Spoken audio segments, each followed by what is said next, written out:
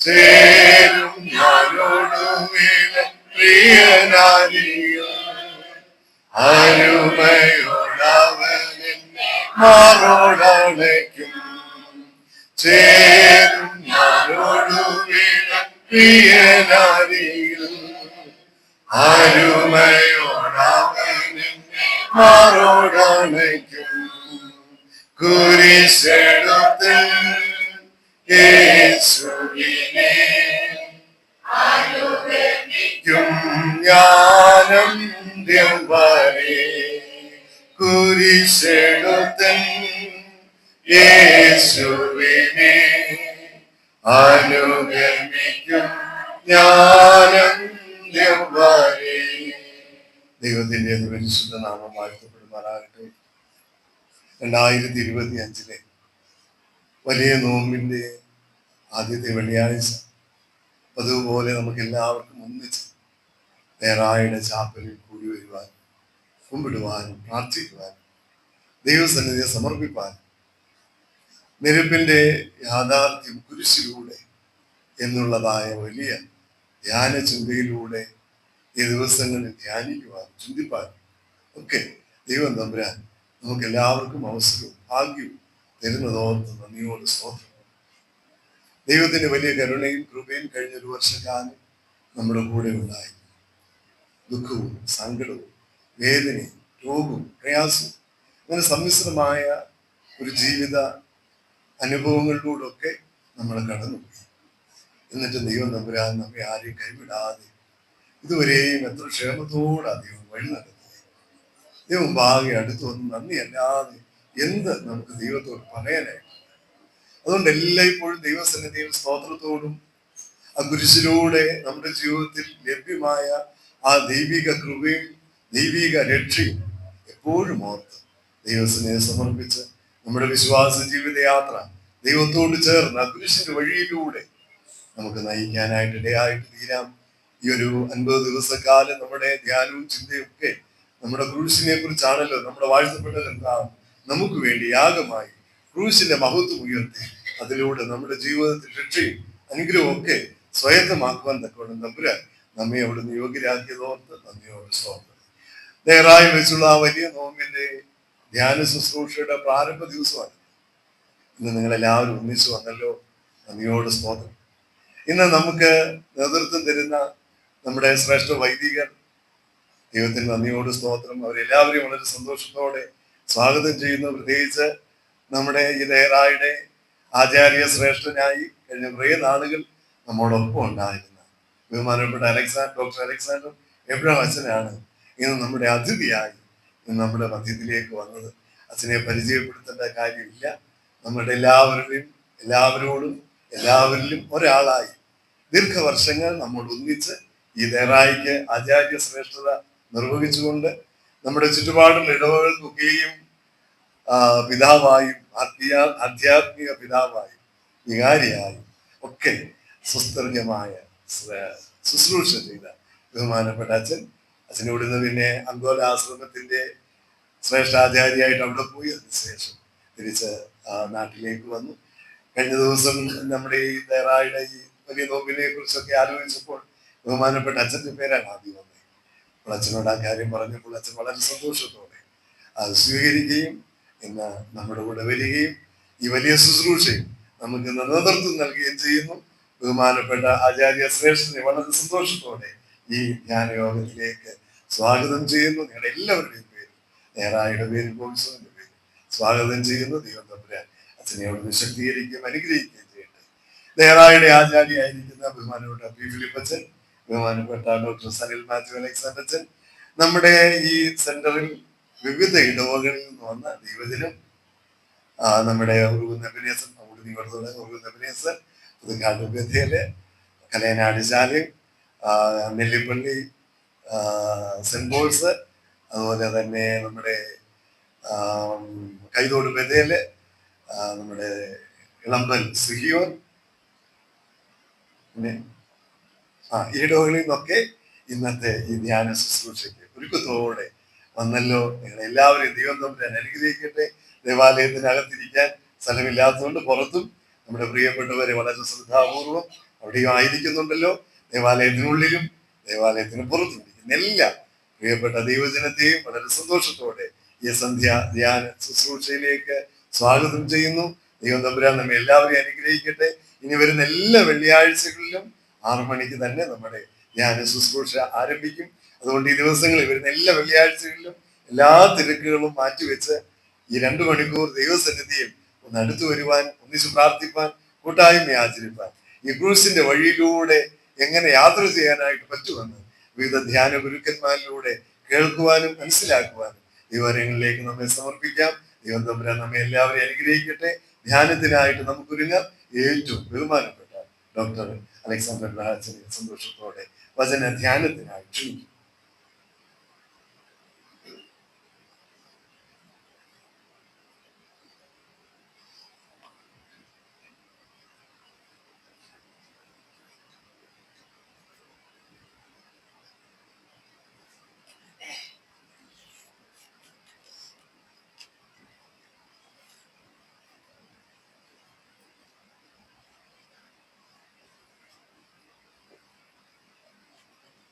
ഏറ്റവും പ്രിയപ്പെട്ട തിരുപ്പച്ചൻ, ഐസകച്ചൻ, സൺലച്ചൻ, വോയിസ് ലഗ്നികളെ, പ്രിയ ദൈവജനമേ, നിങ്ങൾക്കെല്ലാവർക്കും എൻ്റെ സ്നേഹ വന്ദനം അറിയിക്കും. നമുക്ക് ഏകദേശം 10-20 വർഷത്തോളം ഈ ആലയത്തിൽ ദൈവവചനം കേൾക്കുവാനായിട്ടും ശ്രദ്ധിക്കുവാനായിട്ടും നോമ്പിൻ്റെ ശുശ്രൂഷ ക്രൂസിനെ ധ്യാനിക്കുവാനായിട്ടൊക്കെയും തുടർച്ചയായിട്ട് ദൈവം അവസരം നൽകി. എൻ്റെ അറിവിൽ മർത്തമ സഭയിൽ ആദ്യമായിട്ട് നോമ്പ് നമസ്കാരം ആരംഭിക്കുന്നത് കലനാട് ദേറായിലാണ്. 2007 നമ്മുടെ നോമ്പ് ശുശ്രൂഷ ക്രമം ഇവിടെ ചെയ്യുകയും നമ്മളത് ഉപയോഗിക്കുകയും ചെയ്യുവാനായിട്ട് ഇടയായിരുന്നു.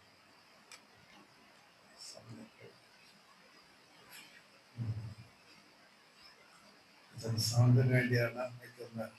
എൻ്റെ സൗണ്ട് പോയി. അതായത് കോവിഡിൻ്റെ ഒരു സമ്മാനമായിട്ട് ഇപ്പോഴും നിലനിൽക്കുന്നത് ആ സൗണ്ട് പോയതിൻ്റെ കാര്യമാണ്. അല്ല, നല്ല അത്യാവശ്യം സൗണ്ടുണ്ട്, കേൾക്കാറുണ്ടല്ലേ? ഇവിടെ നമ്മുടെ പ്രാർത്ഥനകൾ ഈ ദേറായിൽ രൂപപ്പെടുത്തി ചിട്ടപ്പെടുത്തി അത് ബുക്ക് ഫോമിലാക്കി നമുക്കൊക്കെ ആദ്യം ദേറായിൽ ഉപയോഗിച്ചു. അതിനുശേഷം ദേറായുമായിട്ട് ബന്ധപ്പെട്ട ഇടവുകൾ, പിന്നെ കേരളത്തിൽ മിക്കവാറും എല്ലാ പള്ളികളിലും ആ പുസ്തകമാണ് ഉപയോഗിച്ചത്. അതിനുശേഷം പുതിയ പുസ്തകങ്ങളൊക്കെ വന്നപ്പോൾ ഇപ്പോൾ നമ്മൾ ദേറായുടെ പുസ്തകം ഉപയോഗിക്കുന്നില്ല. ഏതായാലും പക്ഷെ ഈ ആരാധനയ്ക്ക് നേതൃത്വം നൽകുവാനായിട്ടും ആരാധന പങ്കെടുക്കുവാനായിട്ടും ജനങ്ങൾക്കുള്ള വലിയ മനസ്സ് ആ പുസ്തകം ഉണ്ടായതിനോട് കൂടിയാണ് ഞങ്ങൾക്കൊക്കെ മനസ്സിലായത്.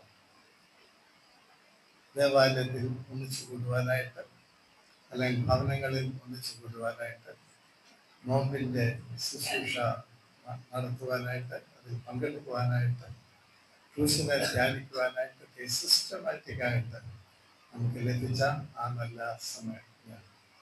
അതിൽ ദേറായിക്ക് എപ്പോഴും സന്തോഷമുണ്ട്. നിങ്ങളുടെ ഈ കൂടിവരവും എപ്പോഴും തുടരുന്നവർക്ക് ദൈവത്തെ സ്തുതിക്കുന്നു. ദൈവം നിങ്ങളെ അനുഗ്രഹിക്കട്ടെ. നമ്മുടെ ഇന്നത്തെ ചിന്തയ്ക്കായിട്ട് വിശുദ്ധ മത്തായി എഴുതിയ സുവിശേഷം 4-ാം അധ്യായം 1 മുതൽ 11 വരെയുള്ള വാക്യങ്ങൾ. വിശുദ്ധ മത്തായി എഴുതിയ സുവിശേഷം 4-ാം അധ്യായം 1 മുതൽ 11 വരെയുള്ള വാക്യങ്ങൾ. അല്ലെങ്കിൽ ഒരാളെ അനന്തരം പിശാചിനാൽ പരീക്ഷിക്കപ്പെടുവാൻ യേശുവിനെ ആത്മാവ് മരുഭൂമിയിലേക്ക് നടത്തി. അവർ 40 പകലും 40 രാവും ഉപവസിച്ച ശേഷം അവനെ വിശന്നു. അപ്പോൾ പരീക്ഷകൻ അടുത്തു വന്നു, നീ ദൈവപുത്രനെങ്കിൽ ഈ കല്ല് അപ്പമായി തീരുവാൻ കൽപ്പിക്ക എന്ന് പറഞ്ഞു. അതിന് അവൻ, മനുഷ്യൻ അപ്പം കൊണ്ട് മാത്രമല്ല ദൈവത്തിന്റെ വായിൽ കൂടി വരുന്ന സകല വചനവും കൊണ്ട് ജീവിക്കുന്നു എന്ന് എഴുതിയിരിക്കുന്നു എന്ന് ഉത്തരം പറഞ്ഞു. പിന്നെ പിശാച് അവനെ വിശുദ്ധ നഗരത്തിൽ കൊണ്ടുപോയി ദൈവാലയത്തിന്റെ അഗ്രത്തിന്മേൽ നിർത്തി അവനോട്, നീ ദൈവപുത്രനെങ്കിൽ താഴത്തോട്ട് ചാടുക, നിന്നെ കുറിച്ച് അവൻ തന്റെ ദൂതന്മാരോട് കൽപ്പിക്കും, അവൻ നിന്റെ കാൽ കല്ലിനോട് തട്ടാതെ വണ്ണം നിന്നെ കയ്യിൽ താങ്ങിക്കൊള്ളും എന്ന് എഴുതിയിരിക്കുന്നുവല്ലോ എന്ന് പറഞ്ഞു. യേശു അവരോട്, നിന്റെ ദൈവമായ കർത്താവിനെ പരീക്ഷിക്കരുത് എന്നും കൂടെ എഴുതിയിരിക്കുന്നു എന്ന് പറഞ്ഞു. പിന്നെ പിശാചു അവനെ ഏറ്റവും ഉയർന്ന ഒരു മലമേൽ കൂട്ടിക്കൊണ്ടുപോയി ലോകത്തിലുള്ള സകല രാജ്യങ്ങളെയും അവയുടെ മഹത്വത്തെയും കാണിച്ചു. വീണ്ടും എന്നെ നമസ്കരിച്ചാൽ ഇതൊക്കെയും നിനക്ക് തരാം എന്ന് അവനോട് പറഞ്ഞു. യേശു അവരോട്, സാത്താനെ, എന്നെ വിട്ടുപോ, നിന്റെ ദൈവമായ കർത്താവിനെ നമസ്കരിച്ച് അവനെ മാത്രമേ ആരാധിക്കാവൂ എന്ന് എഴുതിയിരിക്കുന്നുവല്ലോ എന്ന് പറഞ്ഞു. അപ്പോൾ പിശാച് അവനെ വിട്ടുപോയി ദൂതന്മാർ അടുത്തു വന്ന് അവനെ ശുശ്രൂഷിച്ചു. ദൈവമായ കർത്താവ്, നിന്റെ വചനം ഗ്രഹിക്കുവാനായിട്ടും നിന്റെ വചനം സംസാരിക്കുവാനായിട്ടും വലിയ നിങ്ങളുടെ ഹൃദയങ്ങളെ കർത്താവിന്റെ നിന്റെ ആത്മാവിനെ ശുദ്ധീകരിക്കണമേ. നിന്റെ വചനം ഞങ്ങൾക്ക് തരണമേ. ക്രിസ്തുയേശുവിന്റെ നാമത്തിൽ അപേക്ഷിക്കുന്നു. ഉപയോഗമേ.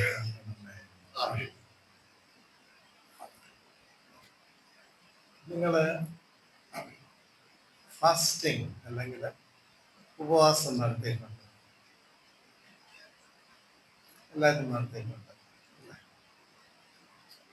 3 ദിവസം നടത്തിയിട്ടുണ്ടോ തുടർച്ചയായിട്ട്? എന്തെങ്കിലും ആ കൈയും പ്രവർത്തിക്കും. ഒരാഴ്ച ഉപവസിച്ചിട്ടുള്ളവരുണ്ട്? ഉണ്ട്.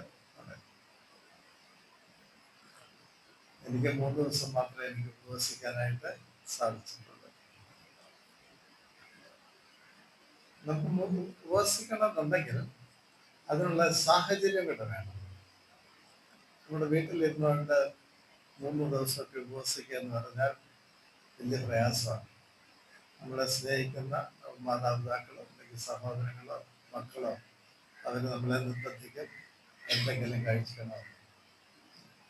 ഇങ്ങനെ നമ്മുടെ നോമ്പ് അവരുടെ പ്രിയപ്പെട്ടവരുടെ നിർബന്ധത്തിന് വഴങ്ങി ഇടയ്ക്ക് നീന്തുക. 40 ദിവസം നോമ്പ് നോക്കിയെന്നാണ് കർത്താവിനെ പറ്റി പറയുന്നത്. കർത്താവ് മാത്രമല്ല 40 ദിവസം നോമ്പ് നോക്കിയിട്ടുള്ള ഇതിനിടയ്ക്കുണ്ട് മോശ. അല്ലേ? മോശ 40 ദിവസം നോമ്പ് നോക്കിയിട്ടുണ്ട്. പുറപ്പാട് 34:22. മോശ 40 ദിവസം നോമ്പ് നോക്കി ദൈവത്തോട് കൂടെ ദൈവത്തോടു കൂടെ ദൈവം അവിടെ വെച്ച് 10 കൽപ്പനകൾ മോശയ്ക്ക് കൊടുക്കുന്നു. ദൈവത്തിൻ്റെ കൂടെ ആ മലയിൽ ഉപവസിച്ച് അപ്പവും കഴിച്ചില്ല, വെള്ളം കഴിച്ചില്ല, 40 ദിവസം ഉപവസിച്ചു. പിന്നെ നമ്മൾ വായിക്കുന്നത് ഏലിയാവ് 40 ദിവസം ഉപവസിക്കുക. അത് ഇസബേലിന്റെ മുമ്പിൽ നിന്ന് പേടിച്ച് ഓടിപ്പോകുന്ന സമയത്ത്. 1 രാജാക്കന്മാർ 19:8 വാക്യം. അപ്പോഴ് ഇസബേൽ രാജ്ഞി പറയുന്നു, നാളെ ഈ സമയത്ത് ഏലിയാവിന്റെ തല അവന്റെ കഴുത്തിന്റെ മുകളിലുണ്ടെങ്കിൽ അവളുടെ ദൈവം തക്കവണ്ണം അവളോട് പ്രതിഫലനം ചെയ്യട്ടെ എന്ന് പറഞ്ഞ് അത് കേട്ട ഏലിയാവ് പേടിച്ച് ഓടിപ്പോയി. ഈശ്വര ചെടിയുടെ കീഴെ പോയി കിടക്കും. ആയിരുന്നാ കിടക്കുന്നത്. അവിടെ കിടക്കുമ്പോഴത്തേക്ക് ദൈവത്തിന്റെ ദൂതൻ വന്ന് ഏലിയാവിനെ തട്ടി എഴുന്നേറ്റ് തിന്നുക കുടിക്കുക എന്ന് പറഞ്ഞ് അവിടെ നോക്കിയപ്പോഴത്തേക്ക് കനലിന്മേൽ ചുട്ടാപ്പവും ഗുരുതിരുത്തി വെള്ളം അവൻ തലക്കിലിരിക്കുന്ന കണ്ടു. അവനത് ഭക്ഷിച്ചു, കുടിച്ചു. അതിനുശേഷം വീണ്ടും കിടന്നു. പിന്നെ ഈ ദൂതൻ വന്ന് ഏലിയാവിനെ തട്ടി ഉണർത്തിയിട്ട് പറഞ്ഞു, നീ എഴുന്നേറ്റ് തിന്നുക കുടിക്കുക, നിനക്ക് ദീർഘദൂരം യാത്ര ചെയ്യേണ്ടതായിട്ട് ഉണ്ടായിരുന്നു. അങ്ങനെ ഏലിയാവിനെ വീണ്ടും അപ്പവും വെള്ളവും കൊടുത്തതിന് ശേഷം നമ്മൾ വായിക്കുന്നത് ആ അപ്പത്തിൻ്റെ ബലം കൊണ്ട് 40 ദിവസം നടന്നു. ദൈവത്തിൻ്റെ പർവ്വതമായ ഒപ്പയപ്പോഴും നടന്നു. 40 ദിവസം ഉപവാസത്തിൻ്റെ ഇവിടെ കർത്താവ് 40 ദിവസം ഉപവസിച്ചു എന്നാണ് പറയുന്നത്. അല്ലേ? ദൈവത്തോട് ചേർന്നുള്ള ജീവിതം, അതാണ് ഉപവാസം എന്ന് പറയുന്നത്. ഉപവസിക്കുക, ദൈവത്തോട് ചേർന്ന് ജീവിക്കുക. ദൈവത്തോട് ചേർന്നാൽ ഈ കാര്യമൊക്കെ ബുദ്ധിമുട്ടാണെങ്കിലും ഈ കാര്യങ്ങളൊക്കെ നടക്കുന്ന കാര്യങ്ങളാണ്. നമ്മുടെ ശാസ്ത്രം എന്താ പറയുന്നത്? ഒരു മനുഷ്യന് എത്ര ദിവസം ഉപവസിക്കാൻ പറ്റും? നമുക്ക് കിട്ടിയിട്ടുള്ള തെളിവ് അനുസരിച്ച് 8 ആഴ്ച വരെ ഒരു ആരോഗ്യമുള്ള സൂപ്പർ ഫാറ്റും ശരീരത്തിൽ നെയ്മയമുള്ള ആളുകളെ 8 ആഴ്ച വരെയൊക്കെ ഉപവസിക്കാൻ സാധിക്കും. അവർ മരിക്കുന്നില്ല. എന്നാൽ ഈ ഉപവാസത്തിൻ്റെ ഇടയ്ക്ക് ചിലപ്പോൾ ഒരു പ്രയാസം ഉണ്ടാകും. ചിലപ്പോൾ 7 ദിവസം കഴിയുമ്പോഴായിരിക്കും പെട്ടെന്ന് വലിയ വിശപ്പ് വരും. ആ വിശപ്പ് വന്ന് കഴിയുമ്പോഴത്തേക്ക് ഭക്ഷണം കഴിച്ചില്ലെങ്കിൽ ആള് തീർന്നു. അത് ഉപവാസത്തിൻ്റെ ഇടയ്ക്ക് അമിതമായിട്ടുള്ള വിശപ്പ് ഉണ്ടാകുന്ന അവസരത്തിൽ ഭക്ഷണം കഴിക്കണം. ഭക്ഷണം കഴിച്ചില്ലെങ്കിൽ ആള് തീർന്നു. ഇവിടെ നമ്മൾ വായിക്കുന്നത് കർത്താവിൻ്റെ ഉപവാസത്തെ പറ്റി നമ്മൾ വായിക്കുന്നത്. അനന്തരം എന്ന് പറഞ്ഞുകൊണ്ടാണ് തുടങ്ങുന്നത്. അനന്തരം ഏതിന് ശേഷമാണ്? 4-ാം അധ്യായം അല്ലെ? നമ്മൾ 4-ാം അധ്യായം വായിക്കുന്ന 3-ാം അധ്യായത്തിന്റെ അവസാനം കർത്താവ് യോഹന്നാൻ സ്നാപകനാൽ സ്നാനപ്പെടുവാനായിട്ട് യോർദാനിൽ ചെന്നു. അല്ലെ? അവിടെ സ്നാനം കഴിക്കുന്നു. അതിനുശേഷം ആത്മാവ് പ്രാവ് പോലെ ഇറങ്ങി വന്ന് അവന് ആവശ്യിക്കുന്നു. ഇവൻ എൻ്റെ പ്രിയപുത്രൻ, ഇവൻ ഞാൻ സാധിച്ചിരിക്കുന്നു എന്നുള്ള സ്വർഗത്തിൽ നിന്നുള്ള ശബ്ദത്തെയും കേട്ടു. ഇതിനുശേഷമാണ് ഈ നടക്കുന്ന, ഇപ്പോൾ നമ്മൾ വായിക്കുന്ന കാര്യങ്ങൾ നടക്കുന്നത്. അനന്തരം ബാപ്റ്റിസത്തിന് ശേഷം, കർത്താവിൻ്റെ സ്നാപനത്തിന് ശേഷം, അനന്തരത്തിനകത്ത് ഒത്തിരി അന്തരങ്ങളുണ്ട്. ബാപ്റ്റിസത്തിന്റെ സമയത്താണെങ്കിൽ ഇവിടെയാണ് യോർദാൻ, യോർദാൻ നദി. ഇവിടെയാണെങ്കിൽ ഇപ്പോഴും സത്തനങ്ങോട്ട് ആത്മാവ് എങ്ങോട്ട് നടത്തുന്നത്? മരുഭൂമി. യോർദാൻ നദിയുടെ ആ സമർത്ഥമായിട്ട് വെള്ളമുള്ള ആ അനുഭവം, അതിൽ നിന്ന് വളരെ അന്തരമുണ്ട്. അനന്തരത്തിനകത്ത് മരുഭൂമി, വെള്ളം ഇല്ലാത്ത സ്ഥലം. യോർദാൻ നദിയിൽ വലിയ ആൾക്കൂട്ടം ഉണ്ടായിരുന്നു. യോഹന്നാൻ സ്നാപകന്റെ അന്വേഷിച്ച് വന്നവർ യേശുവിനെ കണ്ടവരും വലിയ ആൾക്കൂട്ടമുണ്ട്. എന്നാൽ ഈ മരുഭൂമിയിൽ ആൾക്കൂട്ടം ഇല്ല. കർത്താവ് ദൈവസന്നിധിയിൽ മാത്രം ഇരിക്കുന്നു. അതിനുശേഷം പിശാചുമായിട്ടുള്ള സാന്നിധ്യം. ആദ്യത്തെ തൊട്ടു മുമ്പാണെങ്കിൽ ആകാശം തുറക്കും, അല്ലേ? ദൈവത്തിന്റെ ആത്മാവ് പ്രാവ് പോലെ ഇറങ്ങും, കർത്താവിന്മേൽ പതിക്കും. എന്നാൽ ഇപ്പോൾ ആത്മാവുമില്ല, അല്ലെ? പ്രാവുമില്ല. പിശാചിന്റെ തന്ത്രങ്ങൾ മാത്രം കർത്താവിന് ചുറ്റും. ഇങ്ങനെ ഇരിക്കും. ഇതാണ് അനന്തരത്തിന്റെ ഉള്ള പ്രത്യേകത. അനന്തരം ഈ സ്നാനത്തിന് ശേഷം നടക്കുന്ന പ്രത്യേകിച്ചുള്ള കാര്യം നമുക്കാർക്കെങ്കിലും ഇഷ്ടമുള്ള കാര്യമാണ്.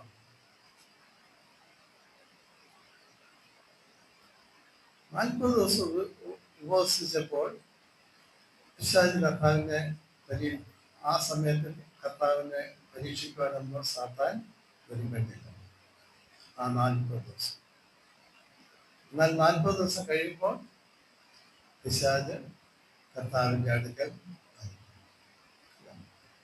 അവിടെ വന്ന് കർത്താവിനോട് പറയുന്നു. നമ്മളിവിടെ വായിക്കുന്നു, 40 ദിവസം കഴിയുമ്പോൾ കർത്താവിന്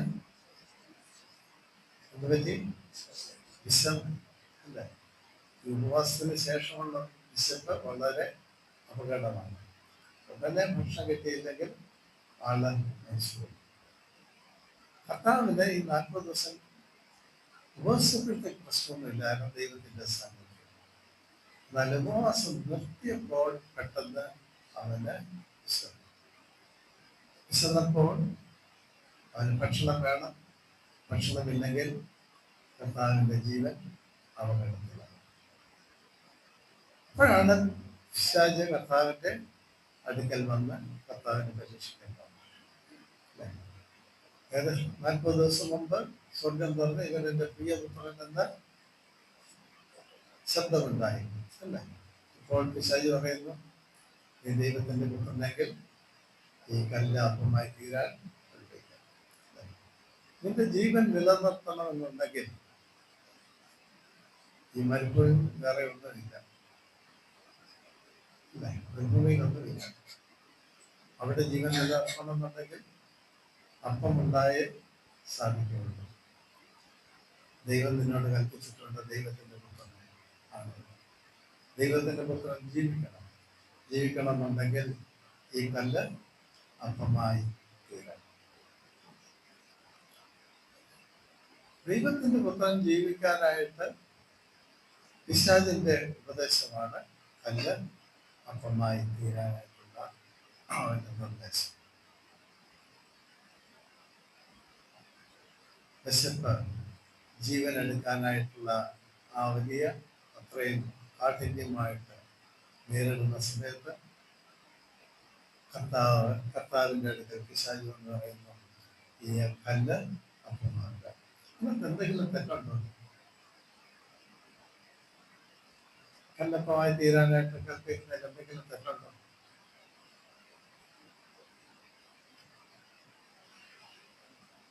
ദൈവത്തിന്റെ പുത്രനാണെങ്കിൽ സംരക്ഷിക്കേണ്ടത് ആരാണ്? ദൈവമാണ് അല്ല, സംരക്ഷിക്കേണ്ടത് ദൈവമാണ്. ദൈവം എങ്ങനെയാ സംരക്ഷിക്കുന്നത്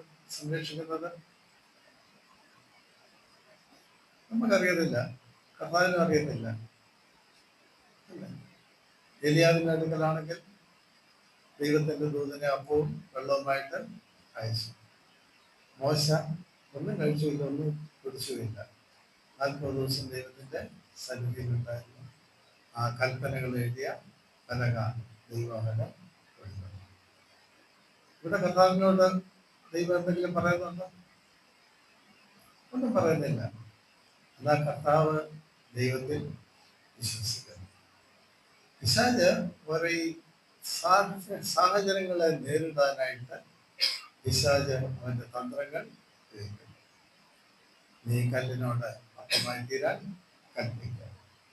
എന്നാൽ കർത്താവ് പറയുന്നു, മനുഷ്യൻ അപ്പം കൊണ്ട് മാത്രമല്ല ദൈവത്തിന്റെ വായിൽ വരുന്ന സകല വചനം കൊണ്ടും ജീവിക്കുക. അല്ലെങ്കിൽ അവിടെ ഭക്ഷണമാണോ ദൈവത്തിന്റെ വചനമാണോ വിലയേറിയത്? ദൈവത്തിന്റെ വചനം, ദൈവത്തിന്റെ വചനമാണ് വിലയേറിയത്.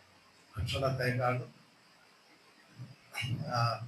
വെള്ളത്തെക്കാളും കർത്താവിന് പ്രിയമായിട്ടുള്ളത് ദൈവത്തിന്റെ വചനം.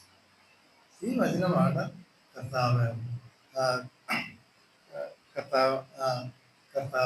മുറുകെ പിടിക്കുന്ന സാത്താന്റെ തന്ത്രങ്ങളിൽ നിന്ന് വിടുവിക്കുവാനായിട്ട് ദൈവം കർത്താവ് ശ്രമിക്കുന്നു.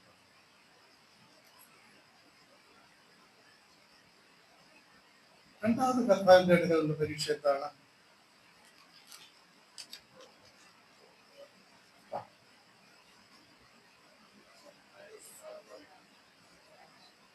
ഒരു ഉയർന്ന ദേവാലയത്തിന്റെ അഗ്രത്തിൽ കൊണ്ടുവന്ന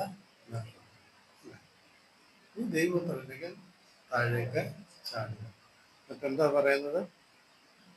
നിന്നെ കാക്കുവാൻ എന്റെ ദൂതന്മാരോട് കൽപ്പിക്കും. ഏത് ഭാഗത്താണ് നമ്മളത് വായിക്കുന്നത്? സങ്കീർത്തനം 91 11-ാമത്തെ വാക്യം. 11-ാമത്തെ വാക്യം 2-ാം ഭാഗം. അവൻ നിന്നെ കുറിച്ച് തന്റെ ദൂതന്മാരോട് കൽപ്പിക്കും. നിന്റെ കാൽ കല്ലിൽ തട്ടിപ്പോകാതിരിക്കേണ്ടതിന് അവർ നിന്നെ കൈകളിൽ വഹിച്ചു. എന്തെങ്കിലും കുഴപ്പമുണ്ടോ? എന്തെങ്കിലും കുഴപ്പമുണ്ടോ? ഏത് വാക്യമാണ് നമ്മൾ വായിച്ചത്? 91:11 രണ്ടാം ഭാഗം 12 വാക്യം, അല്ലേ? അല്ലെങ്കിൽ ഒരു വാക്യത്തിന്റെ പകുതി എടുക്കുന്നുണ്ട്, മുമ്പത്തെ ഭാഗം വിട്ടുകളയുന്നുണ്ട്. ഏതാ വിട്ടുകളഞ്ഞ ഭാഗം? നിന്റെ എല്ലാ വഴികളിലും നിന്നെ കാക്കേണ്ടതില്ല, നിന്റെ എല്ലാ വഴികളിലും നിന്നെ കാക്കേണ്ടതില്ല, എന്റെ ദൂതന്മാരോട് നൽകി. ആ ആദ്യത്തെ ഭാഗം സാധാരണ വിട്ടുകളയുന്നു. കാലിന് കല്ലിൽ തട്ടാതിരിക്കാനായിട്ട് മാലാഖമാർക്കിന്റെ കൈകളിൽ വഹിച്ചു. ഈ 91-ാമത്തെ സങ്കീർത്തനത്തിന്റെ പ്രത്യേകതയുണ്ട്. ആ സങ്കീർത്തനത്തിന്റെ ഹെഡിങ് അല്ലെങ്കിൽ ആ സങ്കീർത്തനത്തിന്റെ ഉദ്ദേശം ദൈവത്തിന്റെ വലിയ കരുതൽ, സംരക്ഷണം, ദൈവത്തിന്റെ സംരക്ഷണ, ദൈവത്തിന്റെ കരുതൽ. അതുകൊണ്ടാണ് ഈ സങ്കീർത്തനം നമ്മുടെ ജീവിതത്തിൽ ഏറ്റവും സങ്കടമുള്ള, പ്രയാസമുള്ള പ്രതിബന്ധങ്ങളെയൊക്കെ നേരിടേണ്ട സമയത്ത് നമ്മൾ വായിക്കുകയും ആശ്വസിക്കുകയും ചെയ്യുന്നത്. നമ്മൾ ആ വാക്യത്തിന്റെ സങ്കീർത്തനത്തിന്റെ 1 മുതലുള്ള വാക്യങ്ങളൊന്ന് വായിച്ച്. അത്യുന്നതിന്റെ മറവിൽ വസിക്കുകയും സർവശക്തന്റെ നേരെ മാർക്കുകയും ചെയ്യുന്നു. യഹോവയെ കുറിച്ച് അവന്റെ സങ്കേതവും കോട്ടയും ആശ്രയിക്കുന്ന ദൈവവും എന്ന് പറയുന്നു, അല്ലേ? അതെ, അത് നമുക്കത് ടെസ്റ്റ് വേണം. അത്യുന്നതിന്റെ മറവിൽ വസിക്കുകയും സർവശക്തന്റെ നേരിൽ പാർക്കുകയും ചെയ്യുന്നവർക്കുള്ള അനുഭവങ്ങൾ, അവരുടെ സാക്ഷ്യമാണ് അവർ പറഞ്ഞിരിക്കുന്നത്. ആ സാക്ഷ്യത്തിന്റെ അവകാശികൾക്ക് ഈ സങ്കീർത്തനം എടുക്കുവാനായിട്ടും വായിക്കുവാനായിട്ടും ഒക്കെ അല്ലേ? സങ്കീർത്തനം പ്രതിഷ്ഠ യഹോവയുടെ വചനം എടുക്കാനായിട്ട് നടക്കേണ്ട കാര്യമെന്ന് ദുഷ്ടനോട് ദൈവം ചോദിക്കുന്നുണ്ട്. ഇവിടെ ഈ ലംഘനം, അത്യുന്നതിന്റെ മറവിൽ വസിക്കുകയും സർവശക്തന്റെ നേരിൽ പാർക്കുകയും ചെയ്യുന്നവർക്കുള്ള വലിയ പ്രതിഫലത്തെ പറ്റിയാണ്, ദൈവത്തിന്റെ സംരക്ഷണത്തെ പറ്റിയാണ് ഈ സങ്കീർത്തനം പറയുന്നത്. അതായത് 1-2 വാക്യങ്ങൾ. 3-ാമത്തെ വാക്യം, അവൻ നിന്നെ വേട്ടക്കാരന്റെ കെണിയിൽ നിന്നും നാശവും മഹാമാരിയിൽ നിന്നും തന്റെ തൂവലുകൾ കൊണ്ട് അവൻ നിന്നെ കാക്കും, തന്റെ ചെറിയൻ കീഴിൽ ശരണമാണ്, അവന്റെ വിശ്വസ്തനക്ക് വലിയും നന്മയും ആവട്ടെ. ദൈവത്തിന്റെ എത്ര വലിയ ആർദ്രത, ദൈവത്തിന്റെ വലിയ കരുണ, അതിന്റെ സാക്ഷ്യം പറയുന്ന അവസരമാണ് ഈ 91-ാമത്തെ സങ്കീർത്തനത്തിൽ സങ്കീർത്തനക്കാരൻ. നമ്മുടെ ജീവിതത്തിൽ ഇത് വളരെ അന്വർത്ഥമാണ്. അതുകൊണ്ടാണ് നമ്മുടെ ജീവിതത്തിൽ നമ്മുടെ വലുതായിട്ടുള്ള ഭാരങ്ങളും പീഡകളും ഒക്കെ വരുമ്പോൾ നമ്മൾ ഈ ദൈവത്തിന്റെ കരുണയിൽ, ദൈവത്തിന്റെ ശക്തിയിൽ, അവരുടെ ചൂവലിന്റെ ചെറിയ കീഴിൽ നമ്മൾ ശരണം പ്രാപിക്കുന്നത്. എത്ര അനുഗ്രഹകരമായിട്ടുള്ള അനുഭവം, എത്ര അനുഗ്രഹകരമായിട്ടുള്ള സംരക്ഷണം. അടുത്ത 5-ാമത്, രാത്രിയിലെ ഭയത്തെയും പാൽ പറത്തുന്ന അസ്ത്രത്തെയും ദീർഘ സഞ്ചരിക്കുന്ന മഹാമാരിയെയും ഉച്ചയ്ക്ക് നശിപ്പിക്കുന്ന സംഹാരത്തെയും എനിക്ക് പേടിപ്പാനില്ല, അല്ലേ? ഏത് സമയത്താണെങ്കിലും നമ്മളെ നശിപ്പിക്കാൻ തക്കവണ്ണമുള്ള ആയുധങ്ങളുമായിട്ട് ശത്രു നമ്മുടെ നേരെ നിൽക്കുമ്പോൾ ഈ ആയുധങ്ങളൊന്നും ഫലിക്കയില്ല എന്ന് സങ്കീർത്തനക്കാരൻ അല്ലെങ്കിൽ വിശ്വാസി സാക്ഷ്യം പറയുന്നു. അടുത്തത്, നിന്റെ വശത്ത് 1000 പേരും നിന്റെ വലത്ത് വശത്ത് 10,000 പേര് വീഴും, എങ്കിലും അത് നിന്നോട് അടുത്ത് വരികയില്ല. നിന്റെ കണ്ണുകൊണ്ട് തന്നെ നീ നോക്കി ദുഷ്ടന്മാർക്ക് വരുന്ന യഹോവേ, നീ എന്റെ സങ്കേതം, അത്യുന്നതനെ നിന്റെ വാസസ്ഥലമാക്കി. ഒരനർത്ഥവും നിനക്ക് ഭവിക്കുകയില്ല, ഒരു ബാധയും നിന്റെ കൂടാരത്തിന് അധികം. ദൈവത്തിന്റെ വിശ്വസ്തത, ദൈവത്തിന്റെ സംരക്ഷണ, അതിനെപ്പറ്റി വീണ്ടും വീണ്ടും സങ്കീർത്തനക്കാരൻ പറയും. അല്ലെങ്കിൽ നമ്മൾ 1-ാമത്തെ വാക്യം മുതൽ ഈ 10 വരെയുള്ള വാക്യങ്ങളാണ് നമ്മളിപ്പോൾ വായിച്ചത്, അല്ലേ? ആ വായിച്ച 10 വാക്യങ്ങളും ദൈവത്തിന്റെ വലിയ സംരക്ഷണ, അതിൻ്റെ അനുഭവത്തെ പറ്റിയാണ് നമുക്ക് അനുഭവിക്കുന്നവരുടെ ജീവിതമാണ് നമ്മളിവിടെ സാക്ഷ്യമായിട്ട്. ഇനിയാണ് സാത്താന്റെ വാക്യം, അല്ല സാത്താന്റെ വാക്യമല്ല, സാത്താൻ ഉപയോഗിക്കുന്ന വാക്യം. അടുത്ത വാക്യത്തിന്റെ മുഴുവൻ വായിക്കുന്നില്ല, രണ്ടാമത്തെ ഭാഗം. ആദ്യത്തെ ഭാഗം വീട്ടുകളെ, ആദ്യത്തെ ഭാഗം എന്താ? നിന്റെ എല്ലാ വഴികളിലും നിന്നെ കാക്കുകയുള്ളൂ അല്ലേ? ആ അല്ല, നമുക്ക് എത്ര പറ്റാണ്? അല്ലെങ്കിൽ നമുക്ക് ദൈവത്തിന്റെ വലിയ വാഗ്ദത്വം എന്താ? 1 മുതൽ 10 വരെയുള്ള വാക്യങ്ങളും ഇപ്പോൾ 11ാമത്തെ വാക്യത്തിന്റെ ആദ്യത്തെ ഭാഗം, നിന്റെ എല്ലാ വഴികളിലും നിന്നെ കാക്കുകയുള്ളൂ അല്ല. അത് സാത്താനെ ഉപേക്ഷിച്ചു. സാത്താൻ എന്താ ഉപയോഗിക്കുന്നത്? അവൻ നിന്നെ കുറിച്ച് തന്റെ ദൂതന്മാരോട് കൽപ്പിക്കും, നിന്റെ കാൽ കല്ലിൽ തട്ടിപ്പോകാതിരിക്കേണ്ടതിന് അവൻ നിന്നെ കൈകളിൽ വഹിച്ചു അല്ലേ? ഈ ഗോപുരത്തിന്റെ മുകളിൽ കൊണ്ടുപോയി നിർത്തിയിട്ട് ആദ്യത്തെ 10 വാക്യം വായിച്ചില്ല, 10.5 വാക്യം വായിച്ചിട്ടില്ല, പറയുന്നില്ല. ഈ അരവാക്യം പറയുമ്പോൾ നീ എടുത്ത് ചാടുമ്പോൾ നിന്നെ കയ്യിൽ താങ്ങുവാനായിട്ട് അവൻ തന്റെ ദൂതന്മാരോട് കൽപ്പിക്കും, കാൽ കല്ലിൽ തൊട്ട് പോകാതിരിക്കാനായി മലാഖമാർ നിന്നെ വഹിച്ചു. ഈ സാത്താൻ പറഞ്ഞ ദൈവവചനം തന്നെയല്ല സാത്താൻ പറഞ്ഞത്, ദൈവത്തിന്റെ വചനം തന്നെയാണ് സാത്താൻ പറഞ്ഞത്. എന്നാൽ ആ സാത്താൻ പറഞ്ഞ ആ സാഹചര്യം ശരിയാണോ? 91ാമത്തെ സങ്കീർത്തനം 1 മുതൽ 10 വരെയുള്ള വാക്യങ്ങളിൽ ദൈവത്തിന്റെ അത്ഭുതകരമായിട്ടുള്ള കരുണ അല്ലേ, അതാണ് ദൈവം വാഗ്ദാനം ചെയ്യുന്നത്. എന്നാൽ സാത്താൻ അതെല്ലാം വിട്ടിട്ട് നീ ചാടുമ്പോൾ നിന്നെ കാക്കാനായിട്ട് ദൈവദൂതന്മാരോട് കൽപ്പിക്കും, നിന്റെ കല്ലിൽ തട്ടിപ്പോകാതിരിക്കാനായിട്ട്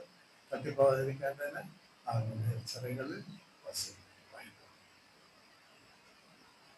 വേദപുസ്തകത്തിന്റെ അല്ലെ, വചനത്തിലെ വാക്യങ്ങൾ തന്നെയാണ് സാത്താൻ ഉപയോഗിക്കുന്നത്.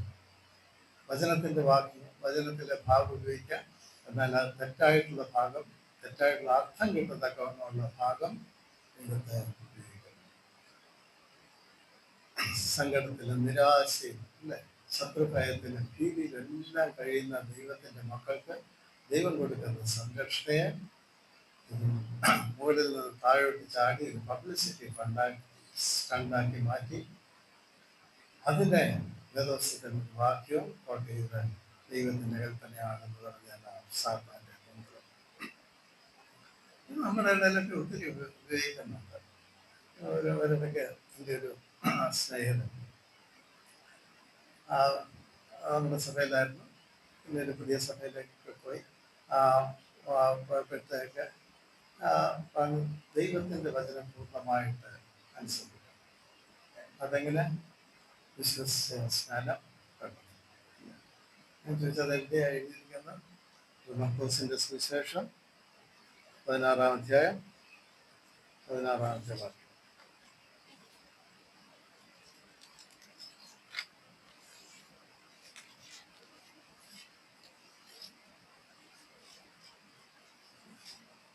മർക്കോസിന്റെ സുവിശേഷം 16-14. വിശ്വസിക്കാൻ സ്നാനമേൽക്കുകയും ചെയ്തവൻ രക്ഷിക്കപ്പെടും, വിശ്വസിക്കാത്തവൻ ശിക്ഷാവിധിയിൽ അകപ്പെടും. ഈ ഒരു വാക്യം നമ്മളെ പരീക്ഷിക്കുന്ന വാക്യമാണ്. ഞാൻ ചോദിച്ചു, അതിന്റെ അടുത്ത വാക്യം എന്താ പറയുന്നത്? വായിച്ചിട്ടുണ്ടോ?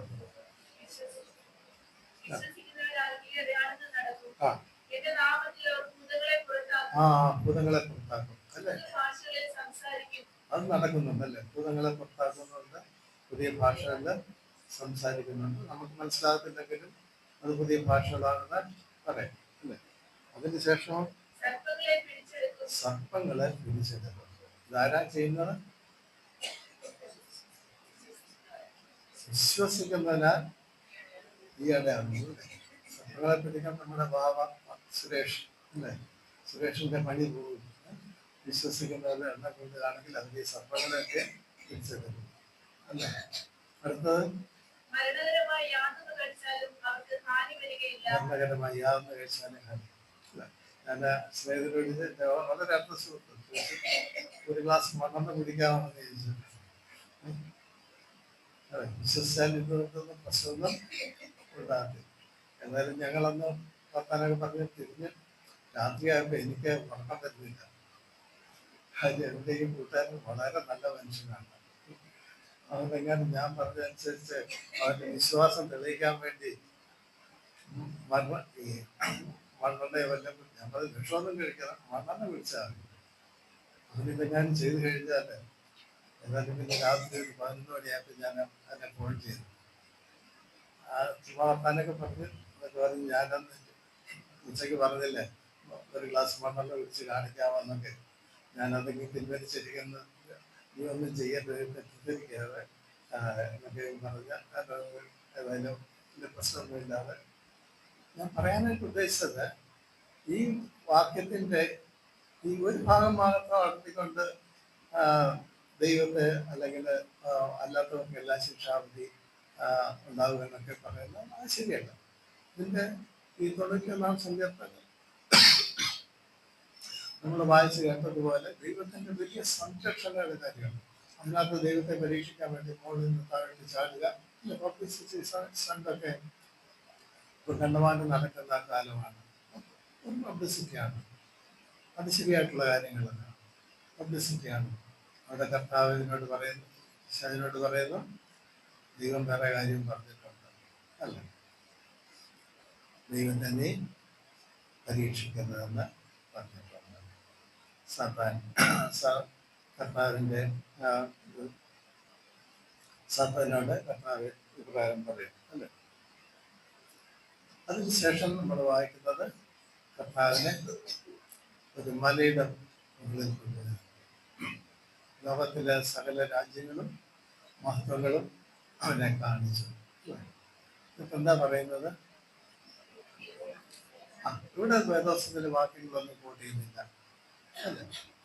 തെറ്റായിട്ട് ഹാഫ് സത്യം, പകുതി സത്യങ്ങളോ അർദ്ധ സത്യങ്ങളോ ആയിട്ടുള്ള കാര്യങ്ങളൊന്നും കൊണ്ടുവരുന്നില്ല. മറ്റു കാര്യം പറഞ്ഞിട്ടുണ്ട്, നമ്മൾ തമ്മിലുള്ള ബിസിനസ്. എന്താ നമ്മൾ തമ്മിലുള്ള ബിസിനസ്? രണ്ട് കാര്യം, ഞാൻ ഇന്നത് ചെയ്യും, നീ ഇന്നത് എനിക്ക് തിരിച്ച് തരണം. എന്താ സാത്താൻ ഓഫർ ചെയ്തത്?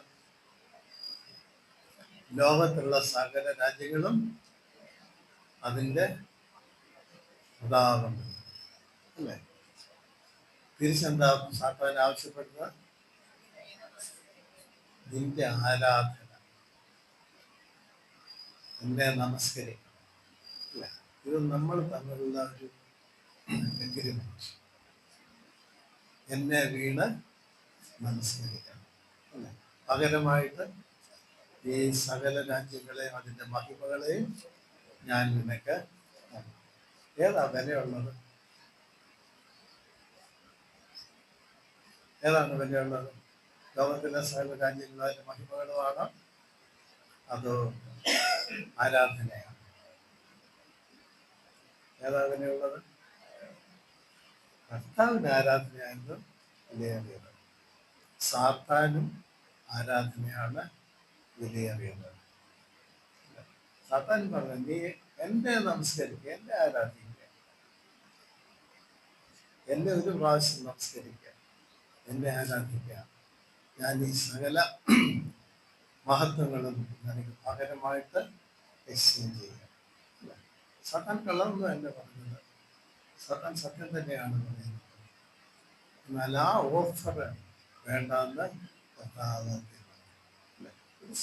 രൂക്ഷമായിട്ട് പറയുന്നു, സാത്താൻ എന്നെ വിട്ട് നിന്റെ ദൈവമായ കർത്താവിനെ നമസ്കരിച്ച് അവനെ മാത്രമേ ആരാധിക്കാവൂന്ന് എഴുതിയിരിക്കുന്നു. ഇതായിരുന്നു 3 പരീക്ഷകൾ. ഈ 3 പരീക്ഷകൾക്കും കോമൺ ആയിട്ട് നമുക്ക് എന്താ പറയാൻ പറ്റുന്നത്? ഒന്ന്, മനുഷ്യന്റെ ബേസിക് ആയിട്ടുള്ള ആവശ്യങ്ങൾ, അല്ലെ?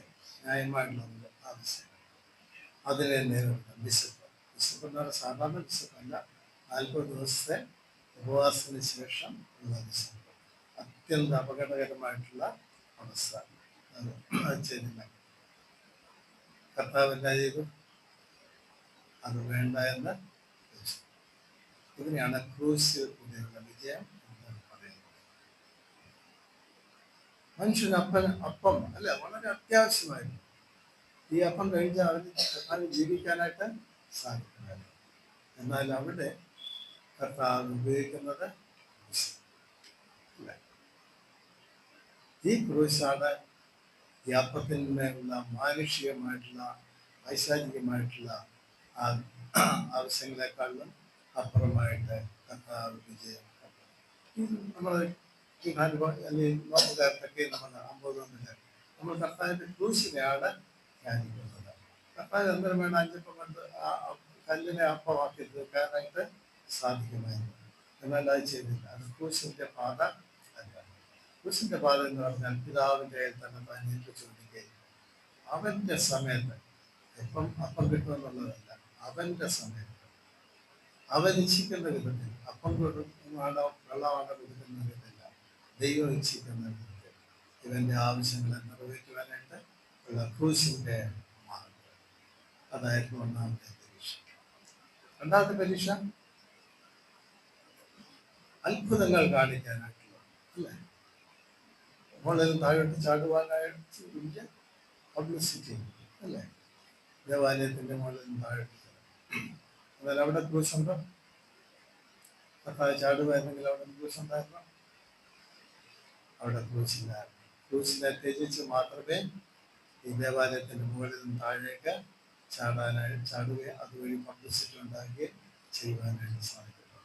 കർത്താവ് ക്രൂശിന്റെ മാർഗമാണ് സ്വീകരിച്ചത്, അല്ലേ? ഇതിന്റെ ദൈവമായ കർത്താവിനെ പരീക്ഷിക്കണമെന്നുള്ള ആ വാക്യത്തിലൂടെ ദൈവത്തിന്റെ വലിയ സംരക്ഷണം. ഞാൻ മരിച്ചുവോ ഇല്ലെന്ന് അതല്ല പ്രശ്നം. എന്നാൽ ദൈവം എന്നെ സംരക്ഷിക്കും. 91-ാമത്തെ സമയത്ത് ദൈവം എന്നെ സംരക്ഷിക്കും, ഞാൻ അവന്റെ സംരക്ഷണം ചെറിയാണെന്ന് ലോകത്തോടും സാത്തനോടും ഏറ്റുപറയുന്ന അവസരം. മൂന്നാമതായിട്ട്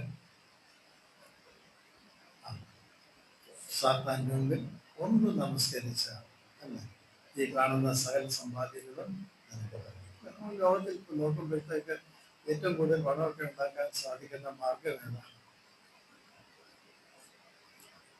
ഞങ്ങളെ അച്ഛന്മാരുടെയും ഉപദേശിമാരുടെയും, അല്ലെ, ദൈവദാസന്മാരുടെയും ഒക്കെ ശുശ്രൂഷയാണ്. സാധാരണ ജനത്തെ കവർന്ന്, അല്ലെ, തെറ്റായിട്ടുള്ള മാർഗത്തിൽ കൂടി പണം സമ്പാദിക്കണം. സാധാരണ പറഞ്ഞത്, നീ എന്നെ ഒന്ന് നമസ്കരിച്ചാൽ മതി, ഇതെല്ലാം ഞാൻ നിനക്ക് നൽകും. ദൈവദാസന്മാരായിട്ട് ജീവിച്ച് പണസമ്പാദ്യത്തിനായിട്ട് സാത്താനെ വണങ്ങുന്നത്, അല്ലെ, വലിയ എല്ലാ ദിവസവും വേണ്ട, ഒറ്റ പ്രാവശ്യം ചെയ്തു കൊടുത്താൽ മതി. ആവിന്റെ പിള്ളേർ കർത്താവിനെ ജയിക്കുന്ന ക്രൂശിന്റെ മാർഗം അല്ല. ക്രൂശിന്റെ മാർഗം ഇതല്ല. സാത്താനെ നമസ്കരിക്കുക എന്നുള്ളതല്ല. ക്രൂശിനെ ബൈപ്പാസ് ചെയ്ത് വേറെ വഴിയായിട്ട് മുമ്പോട്ട് പോകാനായിട്ട് സാധിക്കില്ല. കർത്താവ് ക്രൂശിനെ മാത്രം സ്വീകരിക്കുന്ന ക്രൂശിന്റെ വഴിയിൽ പോകുവാനായിട്ട് കർത്താവ് തിരഞ്ഞെടുക്കും. അല്ലെങ്കിൽ ഈ 3 പരീക്ഷകൾ നമ്മൾ ആലോചിക്കുമ്പോഴത്തേക്ക് കർത്താവിൻ്റെ ക്രൂശുമായിട്ട് വളരെ ബന്ധപ്പെട്ടതും ക്രൂശിനെ ഉയർത്തിപ്പിടിക്കുന്നതുമായിട്ടുള്ള കാര്യം. അതാണ് ക്രൂശ്. ദൈവത്തിൻ്റെ ഹിതം അറിയുക, അതിനുവേണ്ടി നമ്മളെ തന്നെ സമർപ്പണം ചെയ്യുക. സാത്താൻ്റെ വാക്ക് കേട്ടുകൊണ്ട് നമ്മളെ തന്നെ സമർപ്പണം ചെയ്യാനായിട്ടുള്ള ദൈവത്തിൻ്റെ വചനം കേട്ട് ദൈവത്തിൻ്റെ കരങ്ങളിലേക്ക് നമ്മളെ തന്നെ സമർപ്പിക്കുക. അതാണ് ക്രൂശിൻ്റെ മാർഗം. ആ ക്രൂശിൻ്റെ പീഡനങ്ങളൊക്കെ നമ്മൾ അനുഭവിക്കുന്ന സമയത്ത് ദൈവം നമ്മളോട് കൂടെയുണ്ടായിരുന്നു. ഈ വാക്യം ഇവിടെ അവസാനിക്കുന്നതിൽ ഒരു ഭാഗമുണ്ട്. അതെന്താണ്? ദൂതന്മാർ അവനെ ശുശ്രൂഷിച്ചു. 3 പരീക്ഷകൾ കഴിഞ്ഞപ്പോഴത്തേക്ക് സാത്താൻ വിട്ടുപോകുന്നു, ദൂതന്മാർ കർത്താവിനെ ശുശ്രൂഷിച്ചു. ഒരു മണിക്കൂർ മുമ്പ് അപ്പത്തിനെ പറ്റിയും, അല്ലേ, ചാടാൻ പറഞ്ഞും അല്ലെങ്കിൽ നമസ്കരിക്കാൻ പറ്റുമൊക്കെ സാത്താൻ പരീക്ഷിച്ചു. എന്നാലിപ്പോൾ അതിൽ നിന്നൊക്കെ മാറി ദൈവം തന്റെ ദാസനെ മറന്നില്ല, അല്ലേ, തോൽക്കുവാനായിട്ട് സമ്മതിച്ചു. ദൈവത്തിൻ്റെ വലിയ കരുണയോടെ കർത്താവ് ദൂതന്മാരാൽ ശുശ്രൂഷിക്കപ്പെടുവാനായിട്ട് ദൈവം അവന് ദൂതന്മാരെ കർത്താവിന് നൽകി. അല്ലെങ്കിൽ ഈ ദൈവത്തിൻ്റെ ഉത്തരം അത് സാത്താൻ പറയുന്ന സമയത്തോ സാത്താൻ പറയുന്നത് പോലെ അല്ല. ആ ദൈവത്തിൻ്റെ കരുണയിൽ ആശ്രയിക്കുക എന്ന് പറയുന്നതാണ് ഒരു വിശ്വാസിയുടെ ബലം എന്ന് പറയുന്നത്. 91-ാം സങ്കീർത്തനത്തിൽ പറയുന്ന പോലെ നമ്മുടെ എല്ലാ ജീവിതത്തിലും എല്ലാ കാര്യങ്ങളിലും നമ്മളെ കാക്കേണ്ടതിന് അവൻ്റെ ദൂതന്മാരോട് ദൈവത്തിൻ്റെ ആ വലിയ അനുഗ്രഹം പ്രാപിക്കുവാനായിട്ട് ദൈവത്തിൻ്റെ ശ്രമപ്പെട്ട് മുമ്പോട്ട് പോകാനായിട്ട് ദൈവം നമ്മളേക്ക് ശ്രദ്ധിക്കും.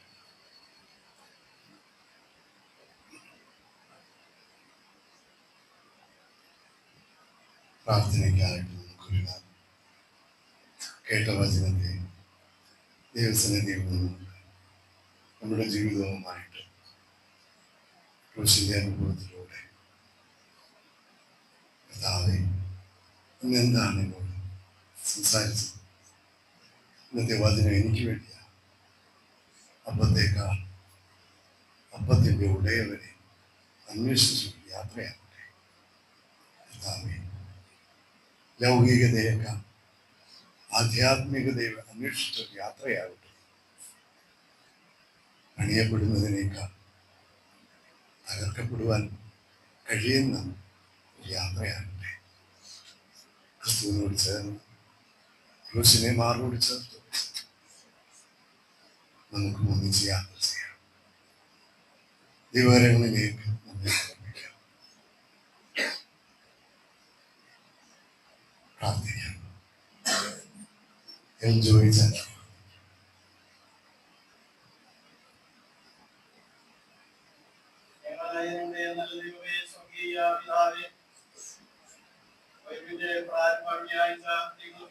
യേശുവേ